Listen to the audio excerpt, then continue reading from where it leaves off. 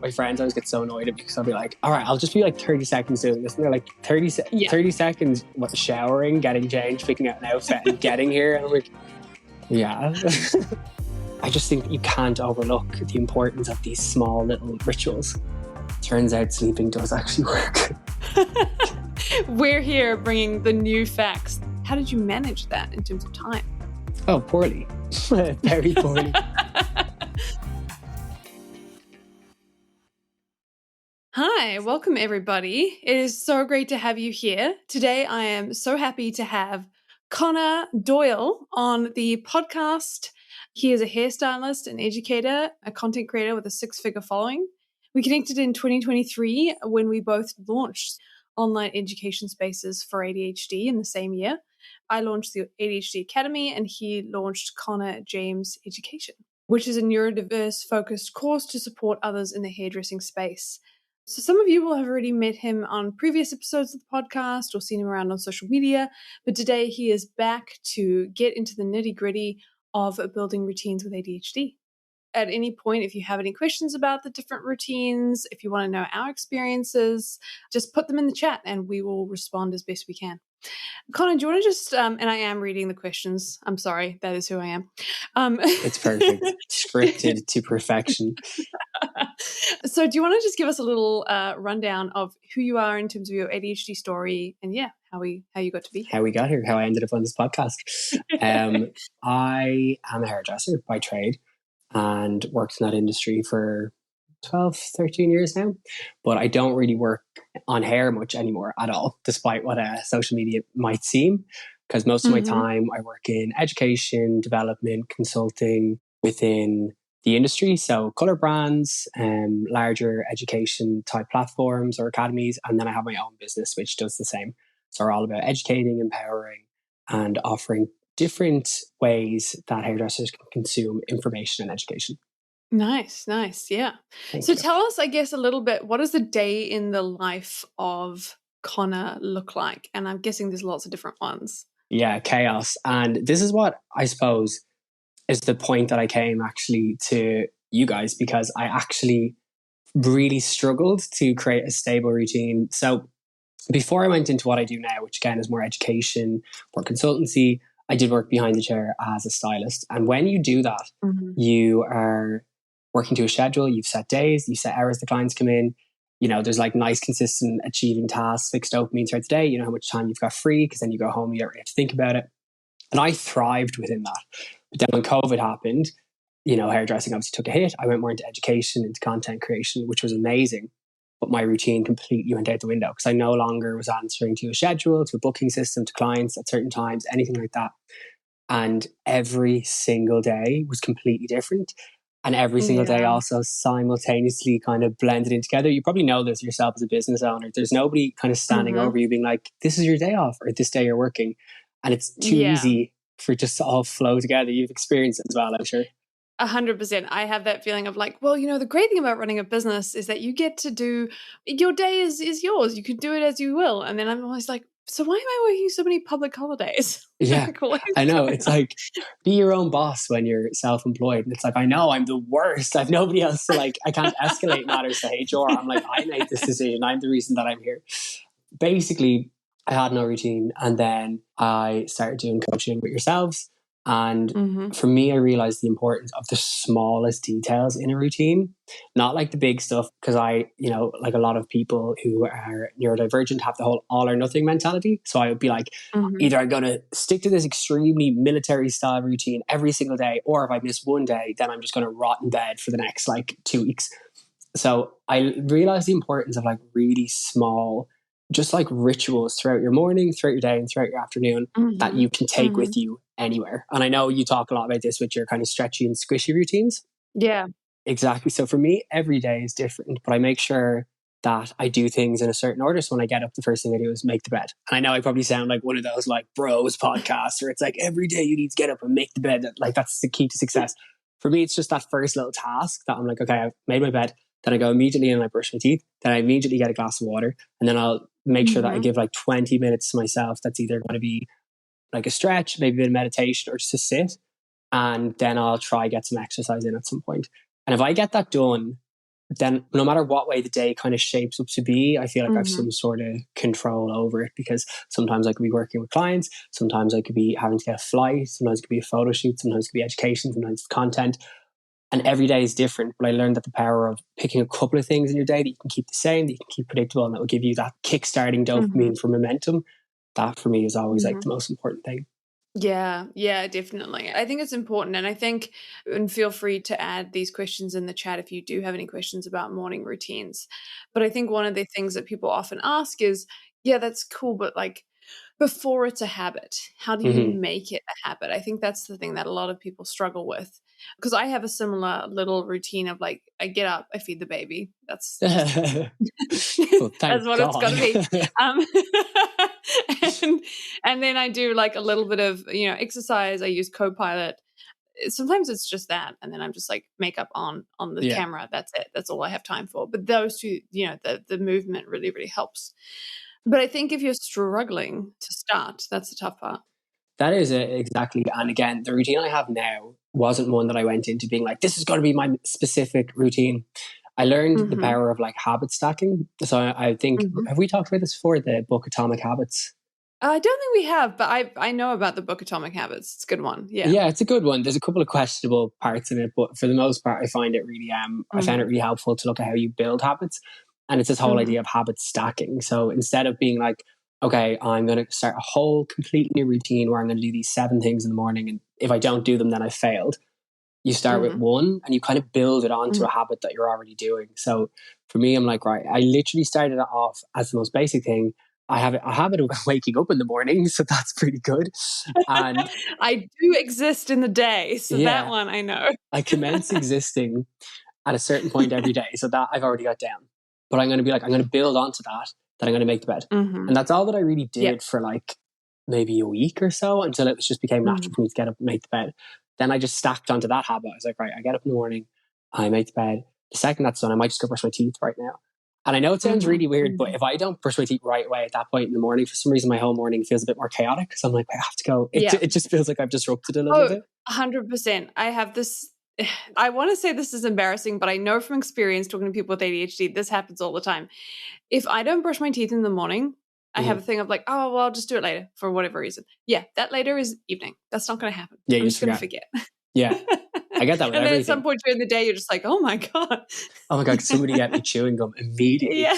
Um, I get that. I get that even. I did it today with lunch because I meant to set a certain time Mhm. that I'd eat, and then I went past that time, and then all of a sudden, just the option of lunch is kind of gone. Like, so it's. I think, Yeah. Your brain's just moving on. yeah, and it's funny. It's where I suppose like a lot of the misconceptions are around ADHD, that we can be that regimented, that we can be that meticulous, almost to a Mhm. fault. And people are like, well, that doesn't sound like ADHD. I'm like, no, it's actually sometimes it controls my whole life because I'm trying to make these little tiny things Yeah. happen. It's that long, and I think this is comes back to the idea of like putting things into a habit. Is like it's that Hmm. long-term memory piece where the research indicates we're great at long-term memory. In some ways, we're even better, Yeah. than neurotypicals in some cases. But it's that short-term memory that we don't have. So if you have a long-term memory of like lunch is here and this is when it's always been, that's great. But then when you think, okay, well, after this, I need to remember to ABC, that's gone. That's not happening. Yeah. I would struggle then if, let's say, I've done things in a certain order and I've woken up a bit late. I really have to work on getting that back on track, because I kind of almost am like, at what point do I go onto my laptop now? Have I eaten? Do I eat? And again, it was about like simplifying that routine and starting with something really basic and building it up. So instead of going in like super extreme at the start and being like, this is my 7 step health thing, and it's going to work, because it might not. I've slowly built it over time, over a couple of months. And I remember even feeling like somewhat juvenile doing it, writing out the list. It was like, this is when you brush your teeth. Yeah. But we learned those habits wrong because they weren't catered to facilitate Mm-hmm. our different ways of learning or taking on Mm-hmm. information. So you do have to sometimes go back to the Mm-hmm. basic. And Yeah. then I just built it over a couple of months. And now the second part is that you can't let if one thing go, then the whole thing's ruined. And I would have had very negative Yeah. self-talk in that I'm like, oh, I didn't go to the gym Mhm. this morning, the whole day is gone. It's actually like, no, I still did all these other things. And then I will just mentally be like, but I'll put that into another day or whatever, so Mhm. that the routine is that little bit more flexible, so it doesn't end up crippling you. hmm And it is important, that flexibility. I mean, you mentioned the idea of stretchy and squishy, which we talk about in the ADHD Academy all Hmm. the time. But for those of you who don't know what it means, it's essentially the idea that on some days you don't have time to do your full routine. So it's about doing the tiniest pieces that are necessary to make you feel good. So it's like brushing your teeth, doing some kind of very, very small movement. For me, it's just Hmm. like 2 stretches, 1 yoga pose, that kind of thing. Yeah. And, on days which are like weekends and holidays, like stretching that out, doing like a full 30 minutes, doing a whole face thing, going for a Yeah, yeah, walk, exactly. that's what we're talking about when we talk about stretching and squishing. Yeah. And it's just about like, for me, it kind of goes to like this deep psychology of just reminding yourself that you can do these things. And Mhm. your day starts with this little bit of accomplishment then. Do you know what I mean? And you're Mhm. already kind of out on a Yeah. win. And exactly as you Yeah. said, you can reduce that to, we did a challenge over Christmas for hairdressers specifically because, mental health is like bottom of the priority sometimes when you're a hairdresser at Christmas. Yeah. It's so busy. We did a whole thing around to claim back a little bit of time to yourself. But in total, it was only about 10 minutes. And we found that like Mhm. it made a huge difference if you just got up 10 minutes earlier, got yourself a glass of water is the first thing you did, got a bit of fresh Mhm. air. And even Yeah. that's such a quick thing to do. But because you're Yeah. repeatedly doing it, you build the accomplishment, you build the satisfaction, you start your day a little bit better. You tell yourself that I am capable of learning new things, even if they're small.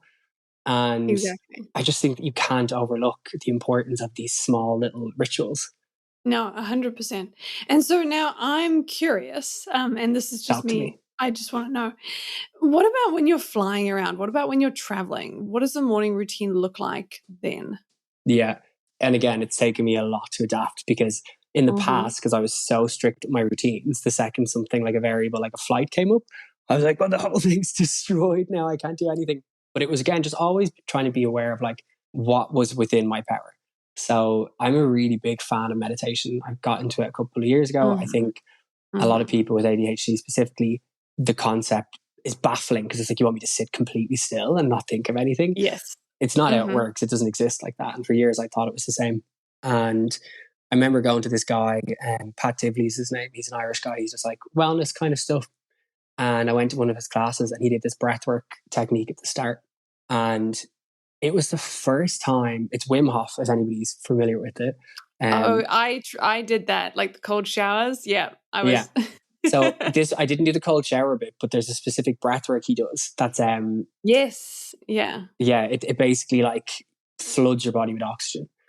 And it's Mhm. a lot of like inhaling, exhaling. If anybody's listening to this and is considering doing it, it's on YouTube. But like do the simple one first because the other one could make you like potentially pass out or something.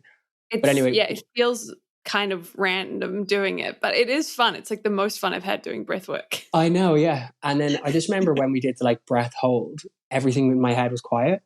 Like Mhm. everything, I just Mhm. became so aware of my body. I was like, oh, and I was like, this is meditation. This is what everyone's talking about. You just need to find your own way of doing it. So Mhm. when Mhm. I'm traveling, I don't have control over a lot of variables, a lot of factors, but I definitely have control of getting up 10 minutes earlier and putting 10 minutes in for that to like reset and to, Yeah. cleanse. I definitely have control over having a bottle of water. I sort of almost like try adapt my routine to where I am. Ideally, I'll try have a Mhm. gym because movement helps me massively. I cannot stress enough how much movement, like Mhm. kind of, And a lot of people with ADHD. It's not yeah, just you. Yeah. like It's quite a big one. hugely. And it just like would kick me into gear in the morning. And if I don't have Mhm. time for that, I just look around and go, what can I do? I can get up, I can get up a bit earlier, I can have a bottle of water, I can brush my teeth, I can make the bed, I can try go down 10 minutes Mhm. earlier for breakfast, and I can try just have like, again, a bit of meditation or something. So once I Mhm. feel like I can fit something into somewhere, it makes me feel like I've exerted some control over the day, even if Yeah. it's Yeah. totally out of my control. Yeah, no, 100%, 100%. And, just for anyone who's listening and thinking that sounds really boring, I do have to say, and I guess I do it, so feel free to Hmm. take it and run. When I'm doing like movement, exercise, and things like that, on a really tough day, I do it and listen to YouTube at the same time, at least at the beginning, Yeah. because it's just, I cannot get myself to start it outside of that. So having those little dopamine spikes activities, Yeah. you can say, okay, I'm going to do this, but I'm going to watch like this really ridiculous YouTube video that I just clicked on and this at the same time. Yeah. You really have to start positively associating it all the time. Yes. I always find, and it sometimes it doesn't always motivate me enough. I've kind of retrained myself to some capacity to thinking the least I want to do something, the more important it is that I do it. So the days that I want to Mm-hmm. exercise the least, I just remind myself, I'm like, this will be the day that you'll feel the best for doing it, because Yeah. then I'll be like, oh, and even like, I'm like, I'll just, go to the gym, and I might just pick up one thing and put it down. And then when you get to the gym, you're like, well, I'm already here now. So I guess I might pick up like a couple of things and put them down. And then you've I'll done pick up them. 3 things and put them down. Yeah. And then all of a sudden you're like, well, I'm halfway through a full workout. So I guess I'll finish it and go home. And you're like fuming the whole time. But then you leave and you go home and you're like, wow, I really benefited from that. And you've sort of Mm-hmm. proven to yourself that you are capable of that. And not always. There's days that I'm like, not a chance. Is that happening? But I know myself sometimes just to do that enough. And the more I do it, the more I believe it then when it comes to like meditation, Yeah. exercise, even sleeping. I'm like, oh, you really don't want to go to bed early tonight, but you probably should, because, We know that ADHD can feel overwhelming and frustrating, and that's on a good day. And we don't want anyone to have to navigate that alone. That's why we created the ADHD Academy, where adults with ADHD can meet, join, share stories, and support each other in a judgment-free way. If you want to connect with others who truly understand you and learn research-based strategies to help you feel more in control and build momentum in your life and work, you found the right place. Together, let's transform your ADHD challenges into strengths. If you'd like to know more, you can click the link below to join us in the ADHD Academy. Hope to see you there. Yeah, actually, let's talk about sleeping, because that is a huge one. When it comes to ADHD, when we work with clients and people in the academy, it's not a question of, do you have issues with sleeping? It's a question of like, how bad is your revenge yeah. bedtime What kind of procrastination? issues do you have? Are you a 1 a.m. person or a 3 a.m. person? Like, what are we talking? Yeah, completely. Are you a 1 a.m. or a 3 a.m. person? I can't be anymore, but I am struggling to get 7 to 8 hours. Like, that's the issue, because I wake up so early and then I have a baby, and they say, oh, well, just sleep more and, just be asleep for more hours because you have to keep waking up to feed the baby. Yeah. It's like that. Yeah, I have ADHD and I don't want to give more of my life to this thing that I already kind of resent. So it's, it's been tricky. I can imagine, because I'm like such a demon. It's the sleep, not the baby, by the way. I love my job. I actually wouldn't have even judged you. When you work in hairdressing, it's so funny. You meet a lot of people straight after having a baby, or like their second or third or whatever. And people are so much more honest with you than they would be any of like their friends or their hairdressers. So the fact that I didn't even blink at that tells you how many times that I've actually heard women genuinely be like, I think I hate the baby a bit. And I'm like, yeah, loads of women say that. It's fine, because of course you're asleep. Like, I love how you're like, okay, I'm taking it in. I'm being there for you. I'm holding space. It's what you want from a hairdresser. It literally. But sleep, I have started to try prioritize sleep above everything else, which makes it sound like I'm sleeping really well all the time. It is not.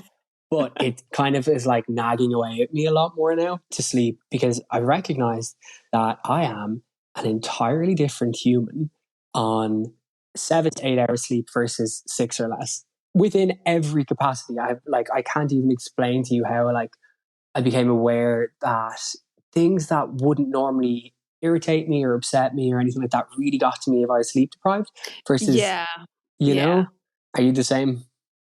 Yes, unfortunately. And it becomes this thing of like, especially with ADHD, we struggle with executive functioning. Yeah. And then when you get sleep deprived, now I'm slurring words. Like, now this is a problem.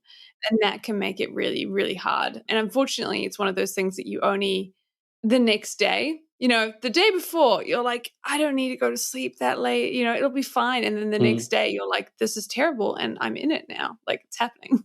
I know. And actually, it really has like a knock-on effect. There's a thing called sleep debt. So like, when you're in debt from like finances, there's a thing called sleep debt.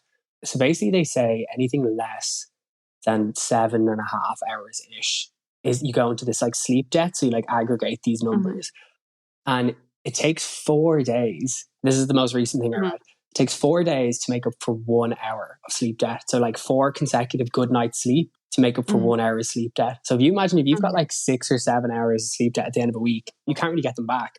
And what it leads into in terms of exactly that, like executive function, mood, health, all this kind of stuff is quite insane. Exactly. Yeah, so I started just making sleep the solution to a lot of things. So even if I'm not having a day and I'm like, I really don't feel like doing anything, I'll do my best to start the tasks, or I maybe like put them off. I'll be like, okay, I'm not going to do them today. I'm going to figure out what I'm going to do. And then I'll be like, but I have to go to bed early tonight and I have to try my best. Mm-hmm. Or if I'm in like a really bad mood, I'm like, I'll react to this tomorrow instead when I've slept. Like I really just, it's like a turn it off, turn it on again function for most like humans. So yeah, 100%.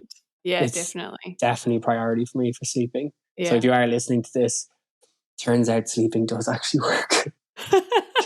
We're here bringing the new facts, the new information. But yeah, I think one of the most important things I've found with sleeping with myself and also with working with other people with ADHD is your evening routine doesn't start when you brush your teeth and go to bed. Like it starts at about 5, realistically. Like that's when we're like, we have to start thinking about doing the things, because often people will get to like 12 and whatever executive functioning they had is so gone. It's it's running away from you in the distance. And so, at that point, the idea of doing a sleep routine that's kind of boring, it's just not happening. Yeah, I totally agree. What I found that really helps, and again, every time I say something, I'm putting this disclaimer out there saying, this does not mean that I'm really good at doing this all the time. But what I found when I do this, it massively helps, is I am quite the morning person. Like once I get past the initial 10 to 15 minutes, the most amount of energy I have is in the morning, always. And I've kind of always been like that. So I'm like, but usually I would have spent it then sitting in the car on the way to, work or something. So now that I work for myself, I do have the privilege that I can get a lot more done earlier. When I have that energy, I try to think ahead at the things I might not want to do later. So like, okay, I really don't have to cook a big dinner, but maybe I get the ingredients prepped now while I have energy. But that goes for sleeping as well. So when I get up, I'll be like, okay, I'll bring up a glass of water so it's beside the bed for when I go to bed later. I'll try like have the bed organized a certain way. I'll put my pajamas out. I'm reading a book. I'll put it on the bed. I might put like my slippers. That's so nice. You're like making it nice for evening, Conor. Yeah, I'm like, he better appreciate this. And I'm like, I'm being very precious about myself. But you kind of, it's one of the things they do talk about in Atomic Habits. Like, don't be afraid to overindulge in like really simple things to make you stick to a habit. And it really works, because then like later on in the day, I'm like, oh, I don't have to think about those things. And the idea of bed is now inviting because I've made this real comfortable arrangement. And you put like something on the pillow. Yeah, a little chocolate. And I've turned a towel into a swan at the end of the bed. But that's such a great idea. That's I'm actually going to steal that and start giving that advice. We have it on the record. Stolen was the exact word used. Of course, it's yours for the taking. Because you're basically giving your future self dopamine. You're using the executive functioning you have in the morning to give yourself dopamine in the evening that you wouldn't otherwise have, which is when you're feeling really drained. And getting to the bed is that's the task. Exactly. And it's just, I've tried to implement that in a lot of things that I do. Is basically like, when I have energy, I've stopped putting so much pressure on myself sometimes to get certain things done if I'm not really feeling it. But I started applying a bit more pressure to myself that when I am feeling it, we're renowned for mood swings, right? And like, I think we can harness them to some capacity. When I'm in a really good mood, I'll be like, this would be a great time to do something productive So I've tried to even just focus on parts of the day where I have more energy in the morning is definitely for sure. And I'll be like, oh, I need to have a shower before I go to bed. And since I've grown my hair out, I hate washing my hair. It is such a pain. I have to do it every 2 or 3 days. It goes like so much hair everywhere. It's so wet and everything. And I'll be like, right, maybe I'll plan a shower. But what I'll do is I'm going to put this really nice new towel in here. And I've got this nice conditioner and this comb. And I'm going to leave all my hair products right beside this. And then I'm going to have my pajamas here. So again, I'm like, I have energy now. I won't later. I'm going to just fall into bed with wet hair later. And then when it's all, those first steps are done, you just get that dopamine, it's easier. But also, again, you're sort of rebuilding that trust with yourself that you can do these things, that you can, I can actually be kind of good to myself with this once I figure out my way of doing it, Yeah, no, I think that's such a good point and such a great way to bring in dopamine, especially in terms of building that habit, because we talk a little bit about this idea of you haven't built the habit, but if you can put some things in place for like even future you that day, that's going to help you build the habit a little bit, having everything set out. And it gives you the why, because again, we struggle to follow instructions even from ourselves if there's no why. Like, why are we doing this, right?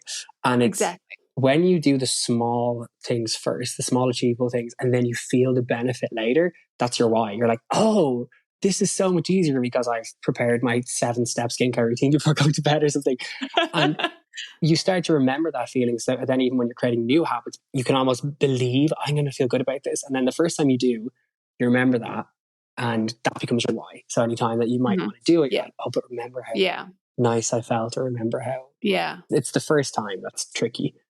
Yeah, no, definitely. I mean, that's my why for getting exercise in the morning. It's like, I remember how good it feels, and like feeling like much more mentally able to take on the day. We have a question. Somebody said, how many hours before you go to sleep should you start the sleep winding down? Because they said, me at 5 p.m. still doing a project or being active. I don't even eat dinner until 8.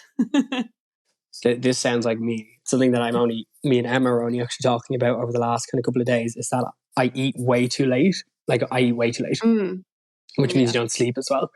And I often wake up the next day, I'm like, oh, I feel kind of gross. And it's because I'm like food hungover, because it's just been like sitting in my stomach. I've basically found, and I'd love to know your advice on this, but I basically found that I will try to tell myself I'm going to do everything 2 hours earlier than I actually am. Almost like semi-unrealistic goals. So let's say if I'm trying to go to bed earlier, I'm like, okay, I need to be in bed by 9, because I know me, and I'm not going to do that. But I might end up in bed at 11, which is still probably 2 hours earlier. So my advice on that is that you shift everything 2 hours earlier, and just try it, and actually stick to the 2 hours, because probably won't, but actually what will feel like late is actually earlier than before. Yeah. These little tricks. It's interesting. Yeah, I think you're right. I think the time blindness always creeps in on that. You know, it can be tricky in terms of, you don't want to start lying to yourself so much that you become your own timer. You turn it off. You're like, oh, I'm going to do this. And you're like, I'm not. Yeah. But in terms of the whole system, it is this interesting thing of being like, if you basically plan to start 2 hours earlier, that can kind of help you. So even like kind of the idea of doing something little, like if you're saying, oh, well, I have time, but it's like, okay, you have time, but is there something little you can do now? So can you take something out of the fridge now? Can you call the places you're picking up food from now? Because actually, you know, you're not going to do it. You're going to say you're going to do it later, but it's sort of going to be an hour later. So as much as possible, just trying to do some little things so that you sort of have no choice. You started the momentum process. Yeah, your way definitely is probably healthier than my way of being like, just to be delusional. Just completely warp your own concept of time in your favor. Well, it's not hard. We already have a pretty warped concept of time. I know. That's why I'll be like, my friends always get so annoyed at me, because I'll be like, all right, I'll just be like 30 seconds doing this. And they're like, 30 seconds, showering, getting changed, picking out an outfit, and getting here. And I'm like, yeah.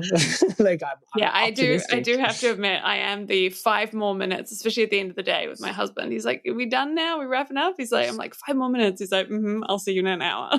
Yeah, I've had to just learn to, again, I'll triple it.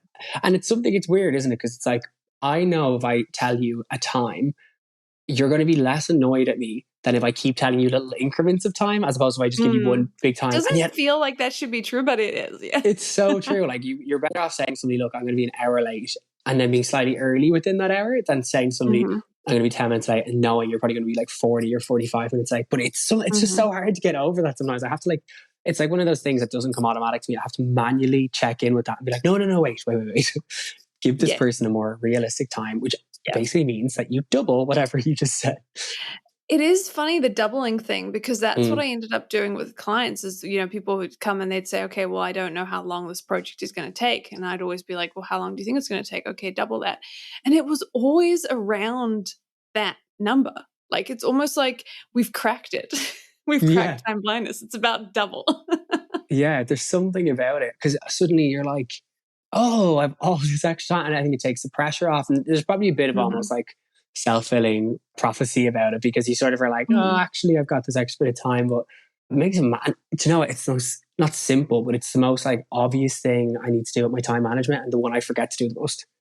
Yeah. And I'm like, why didn't I double that? Why didn't I double that? Why didn't I double that? Because me and transition times are just non-existent.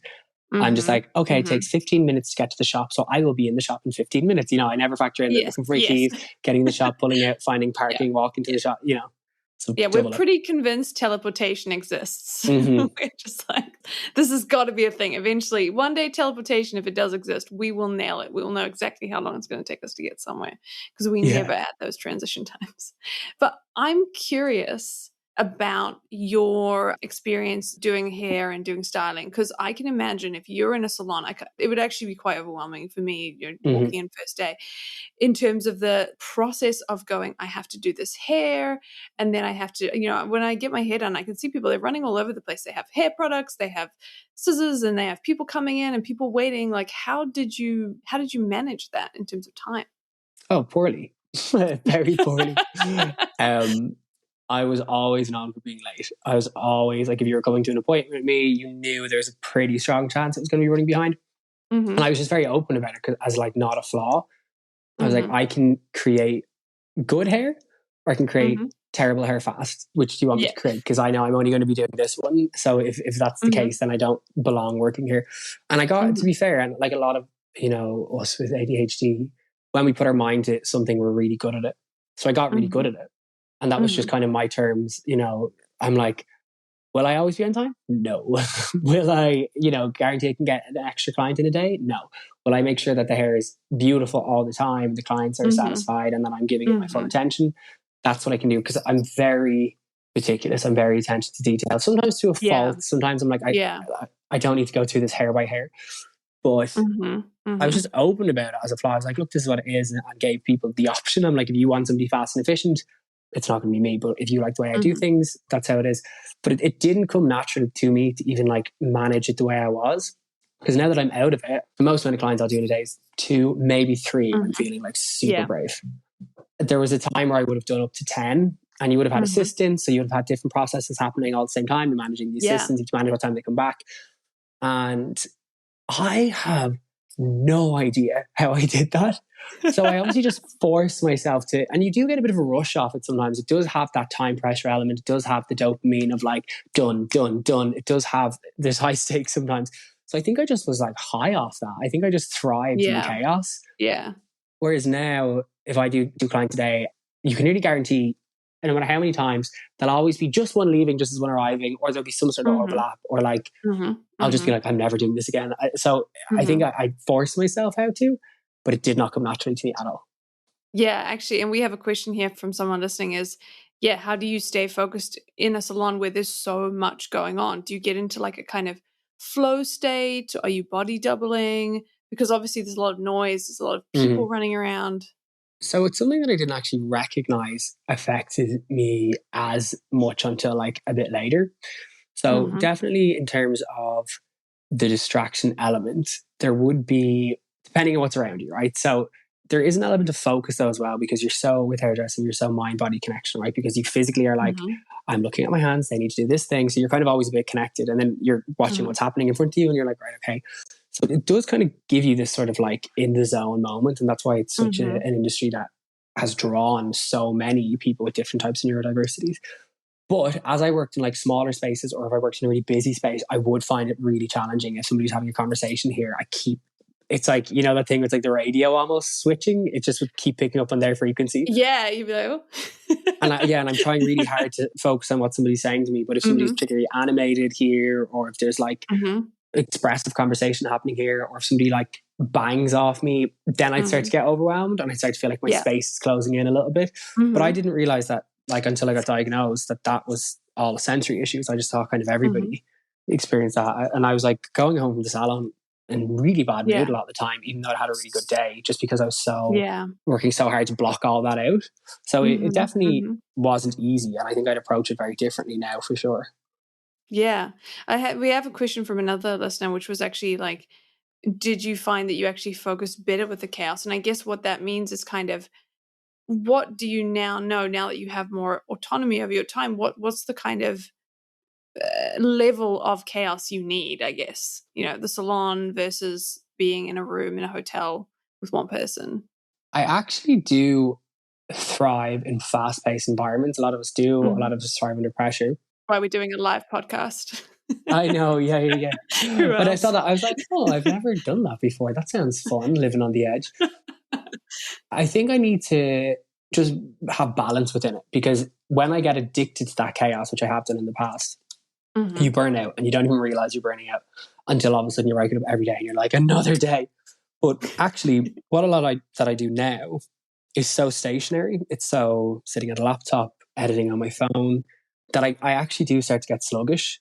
So even this year, I made the decision to go back to doing clients only a couple of days a month, but just so I can feel alive again and just feel a little bit like, remember that environment, really appreciate it. And just before I burn out, I'm back to do a bit more editing, a bit more stationary work. I work in like things like photo shoots, events, shows and stuff. They're always pretty time sensitive. But if there's anyone listening that is a hairdresser, make the chaos work for you. But make sure outside of that, you need to have exactly like what we're talking about at the start. There has to be some calmness. There has to be some stillness. There has to be something that at the same time every day is going to be calm and still and that you have control over that.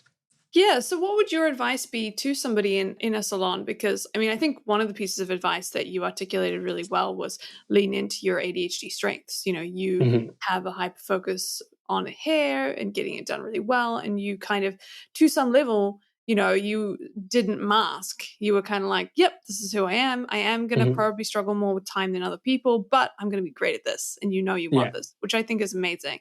But do you have any other advice for people who are doing salon work specifically?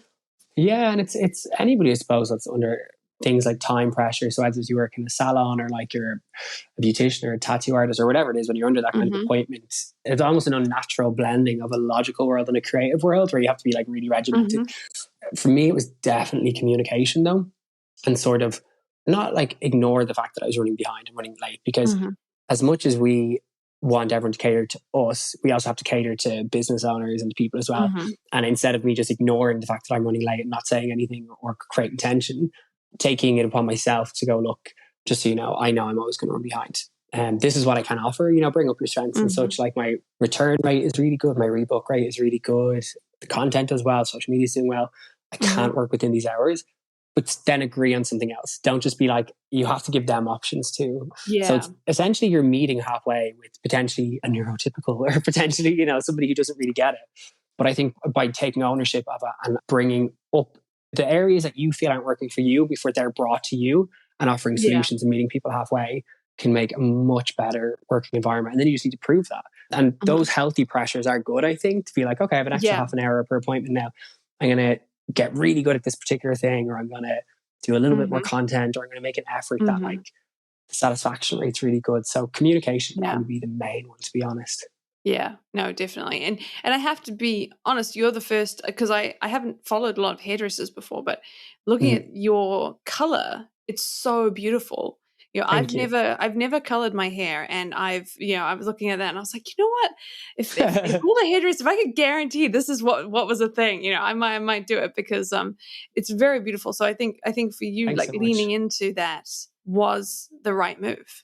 Yeah, definitely. And I think as well, I definitely got good discipline from being forced to try. And like my last few jobs for the last few years that I worked at, one of them was like my best friend's salon. She just got it. She was like, I've worked with you before, I know what you're like. But, in more kind of bigger chains, I think that some of the element of the pressure was good, because it does make you realize that, okay, some people do really reshape their time. Some people do. We also, as I said, we have to cater to, a typical world as well. So I think that was good. But then just knowing myself where I could identify, okay, for you, I'm going to need lots of time. For this person, I can definitely book out for this or whatever. Or for you want something really cool and creative, okay, don't, like, I literally will say to people, bring a packed lunch. We're going to be best friends by the end of this. And, I'm not going to book anybody else. That's why it's going to cost a bit more money, and we'll come up with a plan together. And it makes me love what I do, because I can be creative with it. And I'm very privileged now to be at this point in my job that I can be a bit choosy with those hours, because not everyone can be. And if you're listening to this, you are a hairdresser at the start and you're in a situation that I was in a couple of years ago, you won't always have to be. The more you communicate, the better you excel. The more you refine your skill, you'll be able to dictate your schedule and how you want to work. Because the work kind of speaks for itself then, Yeah, definitely. And I think it is an interesting trajectory, because you were sort of at a crossroads. What you could have done, and I have so much empathy for people who've done this, I think I was just too ADHD to even possibly do this, is go into the idea of like, well, I'm just going to try to get really good at time management and like being on time and being really efficient. Like it's not my natural skill, but I'm going to go into like focusing on that. And I think there is something to be said for, and there's lots of different situations where you can't do this, but there is something to be said for going in the opposite direction and saying, okay, I'm going to know that, I'm going to try and work with it, but I'm going to move into the things that I know will be a natural fit for me as well. Yeah. I think it's like anything in life. It's about acknowledging where, let's say, a skill set is missing for you. Trying. I think everybody should try. and then recognizing when you've reached your limit. And this goes across any of our skills, because there's other things that we don't even have to try that we're amazing at. But then, like, for me, I'd be like, right, okay, I'd say to that person, if they're like, oh God, I'm really falling behind, like I'm really taking like a lot of time to do simple things and it's potentially costing me money. What I have to do is not be like, oh, I'm going to be faster, because that makes no sense to me. I'm just like, do I just move faster? I'll kind of almost try zone in on what I'm doing, and I'll be like, what can I do here more efficiently? Or what can I do that will actually make this process a little bit quicker? And I'll try that as best I can. And then I know what I'm working with, as opposed to just being like, I'll just be faster and then fail, or try just physically. I did that for a while. That was an interesting phase in life where I just physically tried to move faster all the time. Yeah, I'm just imagining you in like one of those cartoons. It was frantic. It was like the most manic thing ever. I would just get up in the morning. I'd be like, okay, get dressed now. Try to get dressed really quick. And I was convinced that I was like, oh, if I just move really fast, I'll build those momentum. And of course, after losing half my body weight, I was like, okay, actually, I need to stop doing this. This is insane. Good. Yeah, no, exactly. So yeah, definitely, to come back to the routines idea, like build those routines, build those ADHD friendly routines, test them, try them, and make them work for you. But make them work for you in service of a life that you want to live, that you are using your strengths in. It's not just about creating a world where you're like, oh, this sucks, but at least I went to bed on time. Like that's not what we're here for.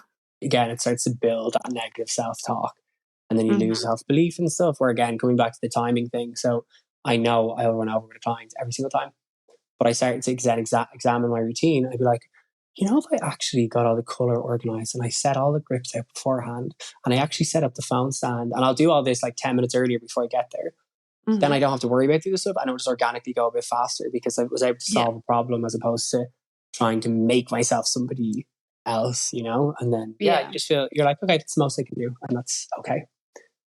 No, that's awesome. That's great.